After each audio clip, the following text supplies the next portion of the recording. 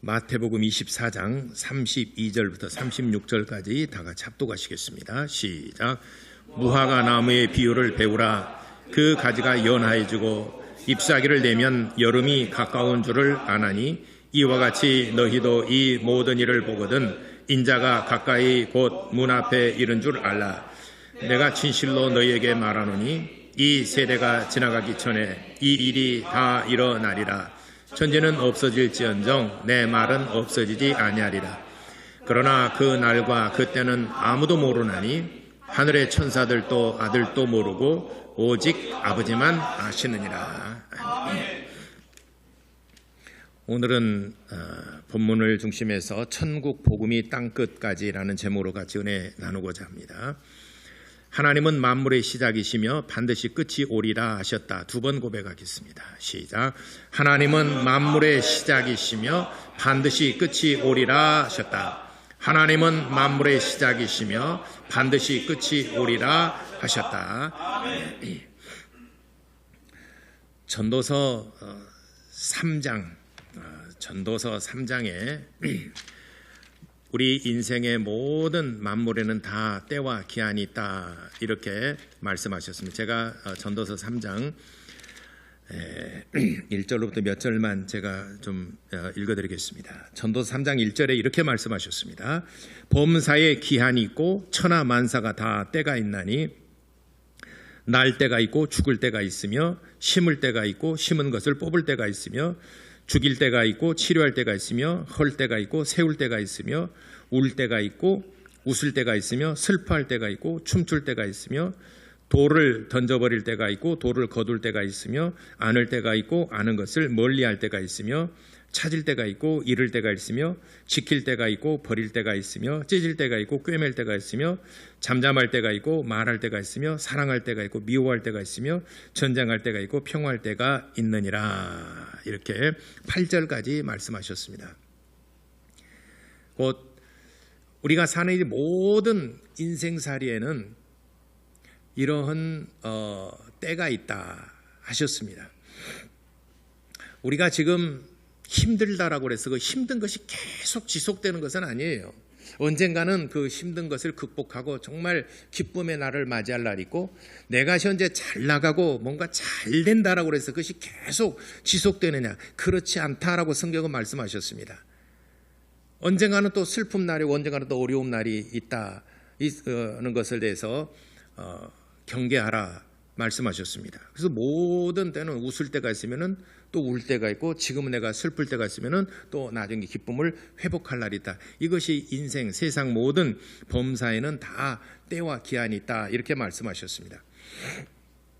곧 하나님께서 이 천지 모든 만물을 창조하셨고 시작하셨으니 언젠가는 끝날이 있을 것이다라고 하는 것에 대해서 우리가 항상 기억해야 됩니다. 아멘. 우리 인생도 출생하는 날이 있으면 언젠가 죽는 날이 있어요. 그런 것처럼 하나님께서도 일을 시작하실 때가 있으니 언젠가는 끝마치실 때가 있으실 것이다. 그러면은 그 끝날에는 어떠한 현상, 어떠한 일이 있겠습니까? 라고 제자들이 예수님께 물었습니다. 그러니까 예수님께서 이렇게 대답하신 것이 바로 마태복음 24장의 마지막 때 일어날 일에 대해서 말씀하셨습니다. 예수께서 감람산 위에 앉으셨을 때에 제자들이 조용히 와서 이르되 우리에게 이르소서 어느 때에 이런 일이 있겠사며 또 주의 임하심과 세상 끝에는 무슨 징조가 있사오리까? 라고 마태복음 24장 3절에 말씀하셨어요. 그러면 4절로부터 계속해서 이제 마지막 때 일어날 일에 대해서 말씀하셨습니다. 마지막 때 일어날 일에 대해서 많은 사람들이 요한계시록과 스가랴서, 에스겔서를 이렇게 서로 맞물려가면서 예언을 하고 또 이럴 것이다 라고 하지만 뭐 흰말을 타고 오는 자, 또 검정말을 타고 오는 자, 뭐 이렇게 여러 가지로 해석하고 있는데 요한은 반모섬에서 하나님의 보이시는 환상을 보고 각 7교회에게 편지하는 글들이에요. 해석이 없어요. 그러니까 꿈이나 환상은 반드시 해석을 필요한 그 해석을 진짜 하나님의 뜻에 합당하게 잘해야 되는데 그 환상에 대해서는 주로 상징적인 것, 은유적인 것으로 굉장히 많이 표현하고 있습니다. 그래서 그 은유와 상징이 뭘 표하고 있는지 하나님께서 진짜 우리에게 말씀하시고자 하는 것이 무엇인지로 해석을 정말 잘해야 됩니다. 그런데 사람마다 각자 자기의 그 신학과 자기의 어떤 마음에 따라서 해석을 함으로 인해서 요한계시록의 주석이 성경 66권 가운데 요한계시록 주석이 제일 많아요. 그런데 저는 마지막 때 예수님께서 직접 말씀하시고, 이는 해석도 필요 없고 뭐 비유나 상징적인 것도 아니고, 비유나 상징적인 게 했다 그러면은 바로 해석을 또 해주셨어요. 오른편의 양과 왼편의 염소에 대해서 말씀하셨다. 그러면 왼편에는 양이 왼편에는 염소가 뭐고 오른편에 양이 무엇인가, 어떤 사람인가 구체적으로 설명해 놓으셨어요. 그렇기 때문에 예수님께서 직접 말씀하신 것이기 때문에 이는 복음입니다. 그래서 저는 제가 마지막 때에 일어날 일에 대한 신앙을 갖는 것은 요한계시록 쪽이 아니라 예수께서 직접 말씀하신 이 부분이 바로 마지막 때 일어날 일이다. 그러나 결론적으로 말하자면은 오늘 그 말씀에 36절에 그러나 그 날과 그 때는 아무도 모르나니 하늘의 천사들도 아들도 모르고 오직 아버지만 아시느니라 하는 것이 결론입니다. 아멘. 그렇지만은 마지막 때 나타나는 현상과 징조에 대해서는 예수께서 말씀하셨어요. 그 중에서 제가 지난 시간에 이스라엘과 팔레스타인의 전쟁의 그 분쟁 가운데 있었던 것은 외적인 어떤 현상들입니다. 멸망에 가증한 것이 거룩한 곳 위에 서게 되는 것을 볼 때는 유대에 있는 자들은 빨리 산으로 도망하라, 이렇게 말씀하시는 것은 외적인 현상이에요. 그러니까 실질적으로 이스라엘과 팔레스타인 막 분쟁하고 예루살렘을 누가 점령하느냐, 지금은 평화롭게 지내고 있습니다. 여러분들이 성지순례 가더라도 아랍인들에게 이슬람이 막 공격당하고 그러지는 않아요. 예루살렘에서는 거기는 4개 그 종파가 지금 각각 분할해서 4등분해서 분할해서 지배하기 때문에 힘의 균형을 이루고 있습니다. 그러나 팔레스타인 지역의 이스라엘과 팔레스타인은 분쟁이 끊이질 않고 있습니다.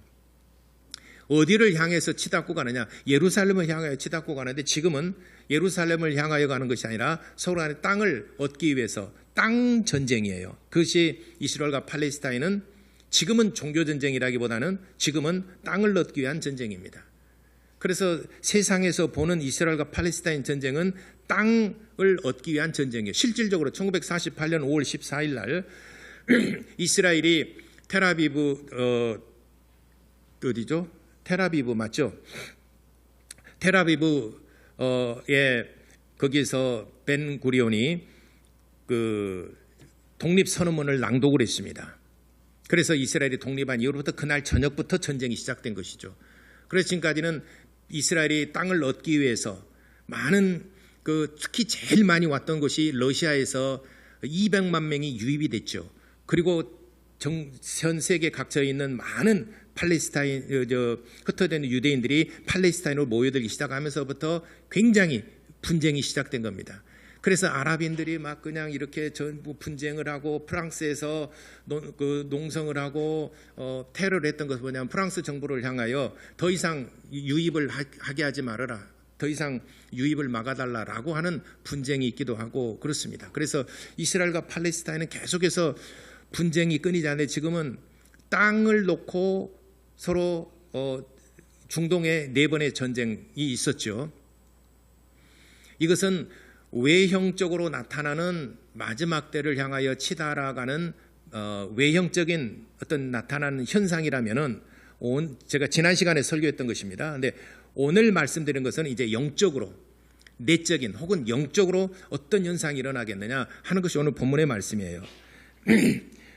여기 보니까 무화과 나무의 비유를 배우라, 이 비유를 통해서 말씀하셨습니다. 그런데 우리가 무화과 나무의 비유를 배우라 그러면은 야, 무화과 나무의 비유를 우리 이방 애들은 사실 잘 몰라요. 근데 이스라엘 사람들이, 유대인들이 무화과 나무를 비유를 배우라 그러면서 비유를 하는 것은 무화과 나무 바로 우리 이스라엘 민족을 얘기하는구나. 그거는 곧바로 알아차려요. 예를 들어서 우리나라에서 일본 일제 강점기 때 무궁화 꽃을 보면 눈에 해피가 생긴다. 눈이 이렇게 충혈되고 눈병 오른다라고 그래서 무궁화를 못 보게 했습니다. 무궁화 꽃을 보지 못하게 했어요. 그랬죠? 왜 그랬을까요? 무궁화는 우리나라를 상징하는 것입니다. 우리나라의 나무예요. 우리나라를 상징하는 나무예요. 벚꽃 하게 되면 어느 나라가 상징됩니까? 일본이 상징되죠. 그러면은 단풍나무는요? 카나다.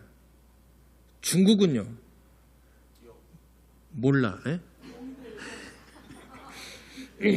몰라. 우리가 다 아는 건 아니지만 그래도 무슨 나무 하게 되면 어느 나라가 생각나고, 무궁화 하게 되면 대한민국 생각나고, 그 단풍 하게 되면은 카나다가 생각나고, 벚꽃 하면 일본이 생각나고, 올리브 하면은 이스라엘이 생각나요. 그래서 이스라엘 백성들은 그 무화과나무 비유를 배우라는 것은 바로 우리나라 민족에 대한 얘기라는 금방 그들은 알아차려요. 그래서 신학이 좀 필요한 것은 우리 이방인들이 보통 이스라엘을 제외한 나머지 모든 백성 민족들이 볼 때 무화과나무 비유, 이 무화과나무 비유가 뭐지? 잘 모릅니다. 그래서 이스라엘을 상징하는 세 가지 나무가 있어요. 여러분들이 성경을 읽을 때 이스라엘을 상징하는 세 가지 나무가 있는데, 첫 번째 포도나무가 있어요. 포도나무는 이스라엘을 상징하는 나무인데 바로 이 포도나무는 영적 특권을 얘기하고 있는 거예요. 영적인 나타나는 어떤 현상, 가지가 뭐 접붙임을 받느냐 잘라지느냐, 이것은 바로 영적인 문제를 얘기하고 있을 때 포도나무를 얘기하고 있는 것입니다. 두 번째는 올리브나무, 감람나무를 얘기하고 있는데, 이는 종교적인 어떤 현상들을 얘기할 때는 감람나무를 얘기합니다. 올리브나무를 얘기합니다. 그 다음에 민족에 대한 것을 얘기할 때는 무화과나무예요.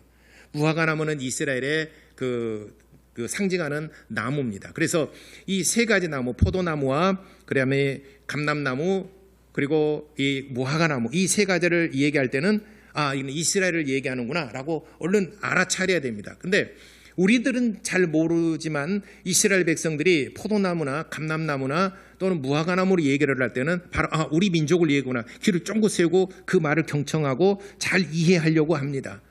그래서 무화과나무 비유를 우리 민족에 대한 비유구나, 마지막 때에 일어날 일에 대해서는 바로 우리 민족에게 이러한 현상이 나타나겠구나라는 것을 그들은 금방 알아차립니다. 이와 같이 너희도 이 모든 일을 보거든, 32절에 무화과나무 비유를 보라. 가지가 연해지고 잎사귀를 내면 여름이 가까운 줄을 아나니. 당연히 그렇죠. 이스라엘은 그래, 무화과나무는 8월 달에 7월이나 8월 달에 무화과가 나고 무화과를 수확해서 먹습니다. 나중에 우리 이제 또 예루살렘가 이거 이스라엘에 우리가 성지순례 갈 기회 있으면 그때 제가 여러분 예루살렘에서 무화과를 꼭 사드리겠습니다. 이번에 갈 때 정신없이 생각을 내가 미처 못했네. 그 예루살렘에 들어갈 때 무화과를 좀 사달라 그럴 건데 내가 진짜 생각 못해. 이제 생각나네요. 나중에 혹시 가게 되면은 성지순례를 시절을 잘못 만나서 그랬구나. 우리가 이스라엘 성지순례를 2월인가 갔죠. 그죠? 2월에 갔기 때문에 무화과가 안 날 때예요. 무화과 난 철이 8월이에요. 7월 말에서 8월에 무화과 열매가 맺혀지는데, 이스라엘의 무화과는 제가 지금까지 먹어본 무화과 나무 중에 최고로 맛있는 것이 이스라엘 무화과입니다. 8월 달에 먹은 무화과예요. 우리 교회 것보다 훨씬 더 맛있어요. 진짜 맛있는 무화과입니다. 영암의 것보다도 훨씬 맛있어요. 근데 이 알은 진짜 조그만해요. 요만해요. 근데 진짜 맛있어요. 나중에 8월 달에 갈 때 사드려야 되겠습니다. 또 얘들처럼 2월이나 3월에 가면 무화과가 안 열리니까. 그러니까 이스라엘 백성들은 무화과나무 비유를 배우라 했을 때는 우리 민족을 지금 비유로 지금 말씀하시는구나. 그래서 잎사귀가 그 가지가 연해지고 잎사귀를 내면 여름이 가까운 줄 알아. 이스라엘 백성은 다 알아요. 그렇다면은 잎사귀가 그 가지가 연해진다 하는 말은 무엇을 상징하고 예표하느냐?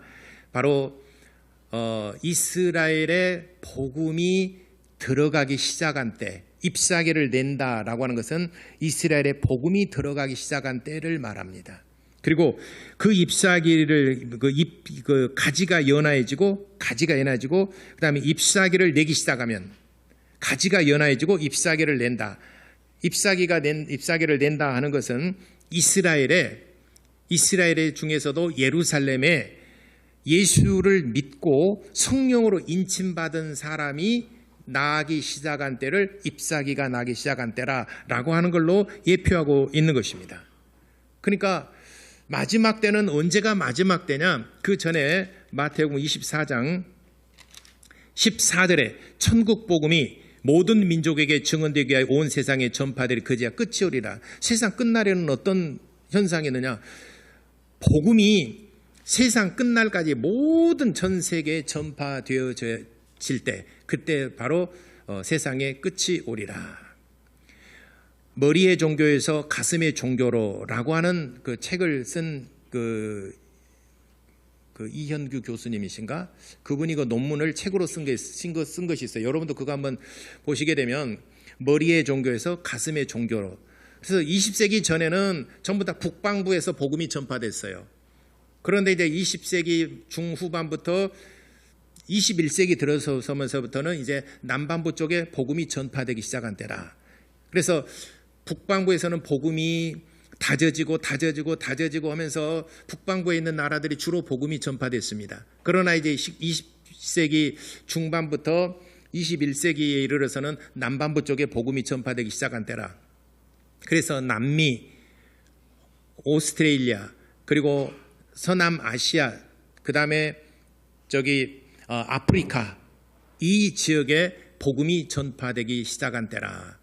그래서 20세기 중반부터 21세기에는 이 남미와 그다음에 아프리카, 저 아시아에서 일어나는 이 복음주의 운동이 엄청난 이적과 표적을 동반하면서 성령의 역사가 불고 있다. 그 피터 와그너가 쓴 제3의 바람이라고 하는 그 책에도 보게 되면 한국의 선교사들이 가서 아프리카에 가서 복음을 전파할 때 우리가 상상할 수 없는 그런 엄청난 일들이나, 제가 그 책을 읽으면서 기억나는 것 중에 한 가지는 어떤 게 있냐면 CCC 캠퍼스 크로스 크루사이드라는 캠퍼스의 십자군들이라고 하는 그 이름을 따서 CCC라고 하는 그 선교단체에서 아프리카에 선교를 갔습니다. 근데 그 부족들이나 이 족장들이 복음을 전혀 거부하고 처음 들어본 것이 거부를 했는데 그 족장의 아내인가 아들인가가 그 병에 걸렸을 때 막 포스터를 붙이고 집회를 하는데 그 족장이 허락을 하지 않습니다. 근데 족장의 아들이 병들었어요. 근데 거기는 의료 시설하고 좋은 환경도 아니고 잘 돼 있는 것도 아니고,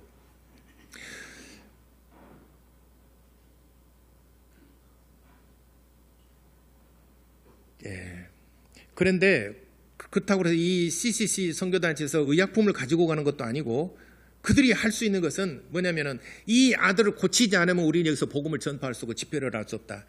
죽기 살기로 이 아들을 병 고치기 위해서 그 선교단체들에 가서 막 기도를 했어요. 고쳐달라고. 그래야 복음이 전파되고, 아들을 고쳐내면은 다 이제 복음의 문이 열리잖아요. 아들을 못 고쳐내면은 복음이 전파가 안 됩니다. 문이 닫힙니다. 그러니까 CC 선교단체 갔던 사람들이 하나님이 이 아들을 고쳐달라고 정말 죽기 살기로 기도하고 철야하면서 막 기도를 해서 몇 날이 지났습니다. 그리고 포스터를 붙이고, 그리고 이제 그 족장의 허락 없이는 거기에서 복음을 전파를 못해요.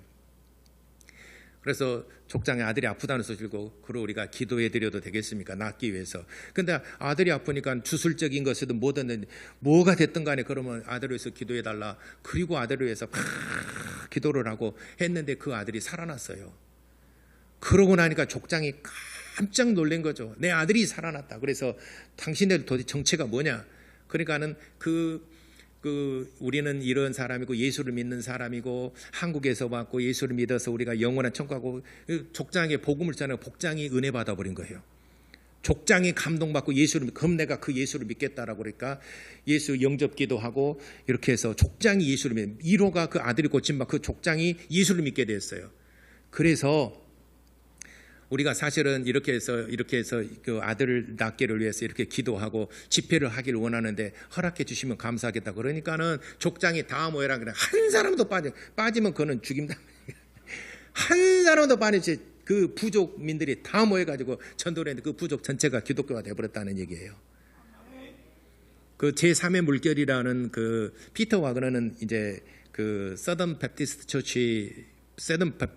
베프티스트 그 신학교의 그 교수거든요. 근데 이분은 세계 그 선교에 대해서 굉장히 관심이 많으셔요. 우리나라에도 몇 차례 왔어요. 피터 와그너라는 그 교수가 우리나라에도 몇 차례 왔는데 그분이 쓴 책에 보면은 그런 그 역사가 나타났어요. 아들을 고쳐서 그 족장의 아들을 고쳐서 1호가 그 족장이 추장이 예수를 믿고 부족 전체가 족장 예수를 믿으니 누가 안 믿겠습니까? 그래서 복음을 전파하고 했던 그 정말 잊을 수 없는 사건 가운데 하나 그 책에 기록되고 있습니다. 그래서 하나님이 살아계셔서 역사하시다라고 하는 것을 그들 눈앞에서 증명해 보였던 것입니다. 이렇게 남반부 쪽에 그러니까 머리의 종교에서 이제는 가슴의 종교로 점점 하향하면서 이제는 마지막 남반부에서 복음이 전파되고 다시 예루살렘으로 들어갈 때 그때야 비로소 끝이 오리라. 그래서 천국 복음이 예루살렘으로부터 시작해서 유대와 사마리아와 땅끝까지 이르러 복음이 전파되리라. 사도행전 1장 8절에 예루살렘과 유대와 사마리아와 땅끝까지. 그러면 땅끝이 어디냐? 다시 북반구에서 남반부 쪽으로 해서 남반부에서 다시 예루살렘으로 들어갈 때가 땅끝이 된다는 것입니다. 땅끝은 처음으로 다시 돌아오는 것이 땅끝이잖아요. 예루살렘부터 시작해서 복음이 전파되다가 저 끝머리 어디에선가 그쳐버렸다면은 이건 땅끝이 아직 아니죠. 그런데 계속 진행형이죠. 그러다가 다시 예루살렘으로 시작점으로 다시 들어갈 그때의 끝이 오리라. 땅끝까지 이르러 복음이 전파되리라. 이렇게 말씀했습니다. 근데 수십 세기 동안은 전부 다 북반구에서 머물러 있던 복음이 20세기 중반부터 21세기 들어서면서부터는 남반부 쪽에 복음이 전파되면서 이제는 우리가 상상할 수 없는 우리가 지금 미지근한 더웁지도 않고 차지도 않는 이런 미지근한 신앙생활을 하고 있을 때 남반부 쪽에서는 엄청난 이적과 표적과 역사 기사를 통해서 복음이 전파되고 있고 이들이 탄력을 받아서 이제 예루살렘으로 복음이 들어가게 시작하게 되면은 그때는 이제 땅끝까지로 복음이 전파될 때 마태복음 24장 14절에 기록된 것처럼 온 세상에 복음이 전파되어져야 하니 그래야 끝이 오리라 라고 말씀하셨습니다. 그래서 이제 영적인 현상으로서는 외적인 현상으로서는 이스라엘과 팔레스타인 분쟁을 해서 예루살렘을 누가 차지하느냐 하는 것이 이제 우리가 예의주시해야 될 그런 대목이라면 영적으로 이제는 어떤 현상이 일어나느냐 복음이 전파되기 시작한다 이 말이죠. 그래서 예루살렘의 복음이 전파되기 시작한데 2022년 기준 국민일보에 나와 있는 2022년의 선교사들이 보고에 의하면은 지금 200개 정도의 그 모임이 있어요. 200개 정도의 공동체가 있어요. 이게 교회가 한 200개 정도 된다 이 말이죠. 그리고 성도 수가 3만 명 정도 이를 것이다라고 추산을 하고 있습니다. 그래서 예루살렘에서 예수를 믿는 사람들을 메시아닉 주라고 그래요. 메시아닉 JEW 메시아닉 주 메시아를 믿는 사람들 곧 지금 본래 정통 유대인들은 예수를 믿지 않습니다.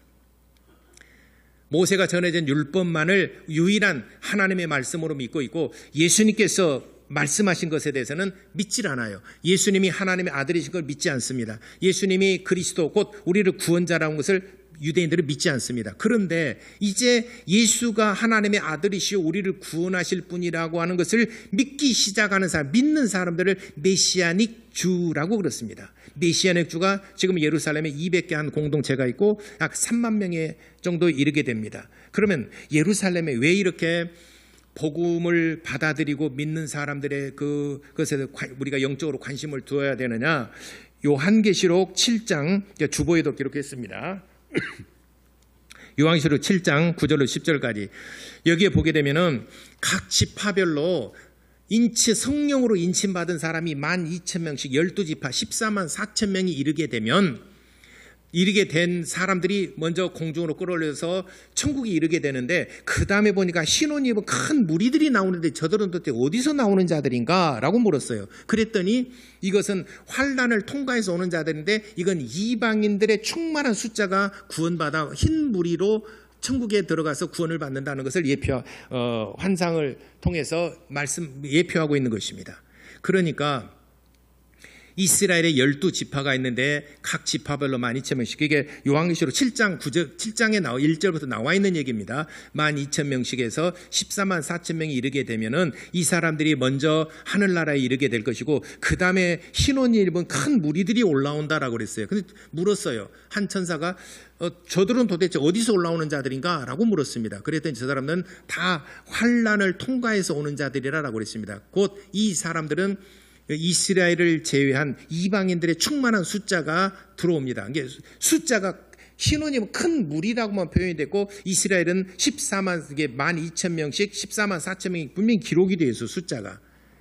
그러면 이스라엘의 14만 4천 명과 이방인의 충만한 숫자는 어떤 관계가 있느냐? 자, 로마서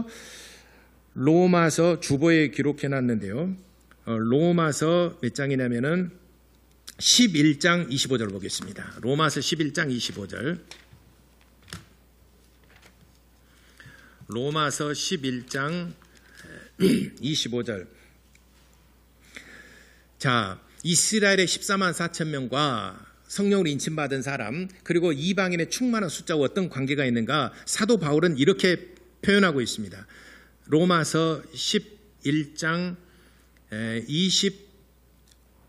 25절 다 같이 읽겠습니다. 시작. 형제들아, 너희가 스스로 지었다 하면서 이 신비를 너희가 모르기를 내가 원하지 아니하노니, 이 신비는 이방인의 충만한 수가 들어오기까지 이스라엘의 더더는 우둔하게 된 것이라. 예. 이방인의 충만한 숫자가 들어올 때까지 이스라엘을 더러는 하나님께서 우둔하게 만들었다 이 말이죠. 우둔하다는 것은 복음을 깨닫지 못한 사람은 우둔하다고 그래요. 뭐 머리가 나쁘고 뭐 멍청 이런 것이 아니라 하나님께서 우둔하게 하셨다. 이스라엘을 더러는 우둔하게 하셨다는 것은 예수님이 메시아고 하나님의 아들이신 것에 대해서 블라인드를 쳐놨다 이 말이죠. 그들은 예수를 믿지 않고 메시아를 믿지 못하도록 우둔하게 만들었다 이 말이죠. 왜 하나님께서 우둔하게 만들었느냐? 이방인의 충만한 숫자가 들어오기까지 이스라엘을 더러는 우둔하게 만들었다는 것이죠. 그러니까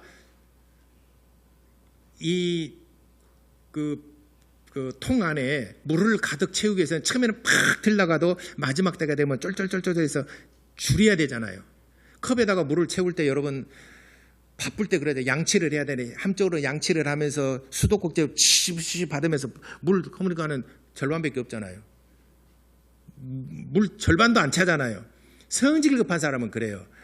근데 이제 성질이 그 저와 같은 사람들은 천천히 틀어놓고 있다가 막 하다가 가득 채워지면 한 컵으로도 입 다 헹굴 수 있어요. 근데 성질 급한 사람은 반틈 나가고 반틈 남고 하다가 또 반틈 넣고 반틈 나가다가 물 소비만 많고 그래서 마치 이방인의 충만한 숫자가 들어오기까지 오래 참으셔. 천년이 하루같이, 하루가 천년같이 오래 참으시는 중에 이스라엘의 수도꼭지 조절하는 것처럼 잠궈놨다는 거죠. 잠궈놓은 거예요. 바로 이 로마서 11장 25절에 이 신비로운 것은 너희가 모르기를 원하지 이제는 너희가 알라 하는 것은, 이 신비는 이방인의 충만한 수가 들어오기까지 이스라엘을 더러는 우둔하게, 예수를 믿지 못하도록 하나님께서 완악하게 하셨다 이 말이죠. 그러니까 안 믿은 거죠. 우리가 복음을 받아들이고 우리가 예수 믿고 은혜 받은 것은 하나님께서 우리에게 은혜를 베푸셨기 때문에 우리가 받아들인 거지, 내가 노력하고 공부하고 연구해서 하나님을 찾은 건 아닙니다. 그래서 은혜라고 하는 것은 하나님의 선물이에요.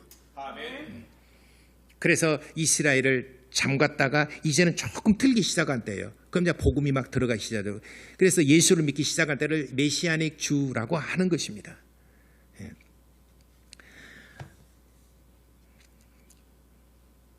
그런데 이방인의 충만한 숫자가 이제는 그 천국 복음이 6개 대륙에 유럽과 그리고 북미, 중미, 그 다음에 아시아, 남미, 오세아니아, 아프리카 6개 대륙에 복음이 다 전파되고 마지막 예루살렘으로 시작했으니까 예루살렘에 복음이 들어가기 시작하는데, 그 전에는 1948년 5월 14일 이전에는 예루살렘에 유대인들이 살지를 못했죠. 그 이전에는 공동체가 없었죠, 사실은.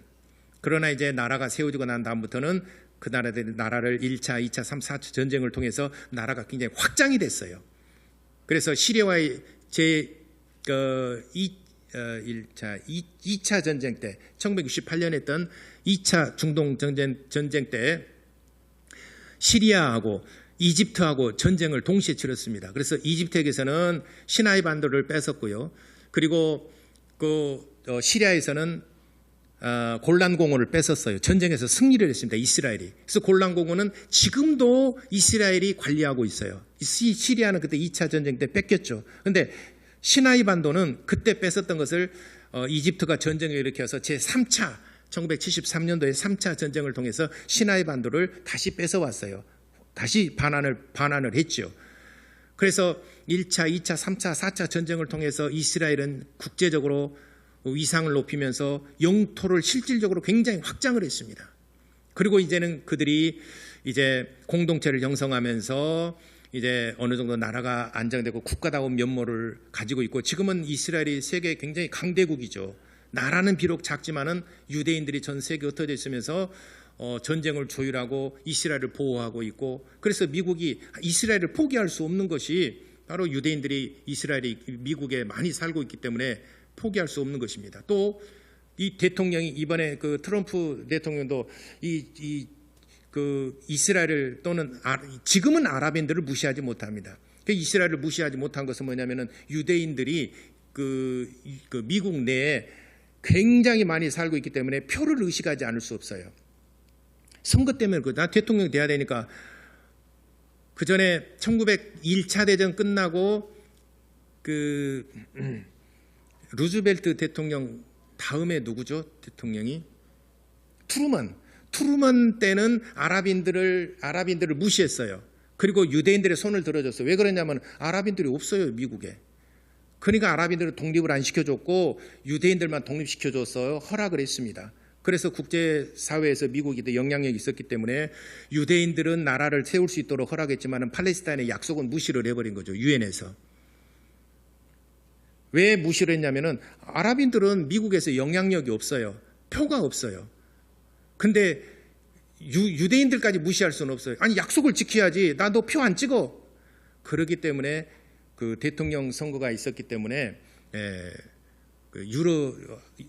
아랍인들의 그 나라를 세워주게 된 것입니다. 그러나 유대인들의 나라를 세워주게 된 거, 이스라엘을. 근데 아랍인들과의 그 약속했지만은 약속을 지키지 않는 것은 그는 표가 없기 때문에 그래요. 그러니까 이런 세계 질서는 꼭 어떤 자기 경제적 이권이라든지 표랄지 그걸 의식할 수밖에 없는 것이죠. 어쨌든 이스라엘의 나라가 세워지고 난 다음에 복음이 이제는 서서히, 그래서 복음이 전파되고 메시아닉 주가 생겨나기 시작할 때가 1960년대 중반부터 보고 있어요. 이게 1948년부터는 나라가 이제 막 어수선하고 전쟁도 있고 막 그러잖아요. 1차 전쟁이 1948년 5월 14일 저녁, 공식적으로 15일부터라고 하지만은 그 다음에 1968년에도 전쟁이 일어나고, 그 다음에 1973년에도 3차 전쟁이 일어나고, 그러니까 이렇게 쭉 가면서 그들은 이제 나라가 어느 정도 이제는 팽창이 되고 영토로 확보되면서부터 이제 복음이 전파되기 시작할 때가 1960년대 중반부터 70년대로 보고 있습니다. 그래서 지금은 200개 정도의 단체가 있고 우리와 같은 교회 모임이 있고, 그리고 약 3만 명 정도가 있는데 14만 4천 명까지 이르게 되면 3만 명이면 얼마나 걸릴까? 우리가 계산 하면은 될 것 같은데 불가능한 게 뭐냐면 3만 명 중에서도 다 성령으로 인침받은 자가 있느냐? 그건 알 수 없는 거죠. 우리 교회가 예를 들어서 1000명이다. 이건 대외적으로 나가는 거니까. 우리 교회에서 1000명이다. 그러면 1000명 다 구원받을 수 있겠느냐? 1000명 다 성령으로 인침받은 자이겠느냐? 그렇진 않죠. 그러면 나 갑자기 왜 또 나한테 얘기해? 나는 구원받지 못한다는 얘기인가? 그럴 수 있잖아요. 예를 들어서. 그렇기 때문에 3만 명의 메시아닉 주가 있다 하더라도 다 성령으로 인침받은 자이겠느냐? 그걸 아시는 분은 오직 하나님밖에 없다는 말이죠. 그래서 그 14만 4천 명이 각 지파별로 12,000명, 14만 4천 명이라는 그 숫자가 이르게 된 때는 오직 이방인의 충만한 숫자가 들어오는 것과 맞물리는데, 그 날과 그 때에 대해서는 오직 천사도 모르고 아들도 모르고 오직 아버지만 아시느니라 라고 그랬습니다. 단지 우리는 복음을 전하고 우리가 땅끝까지 이르러 우리가 주께서 맡긴 사명을 감당하는 것입니다. 그러므로 가장 중요한 것은 종말이 오더라도 어쨌든 간에 뭐 세상이 어떻게 변하든 간에 가장 중요한 것은 내 영혼이 먼저 구원받아야 되지 않겠습니까?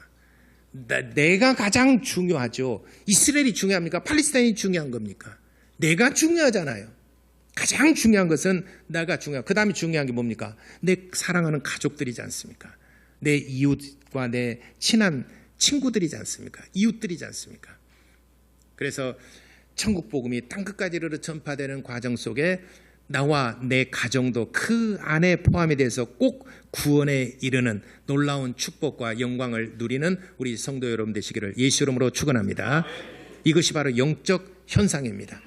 외적 현상과 영적 현상에 대해서 지난 시간과 이 시간에 말씀드립니다. 다 같이 기도하시겠습니다.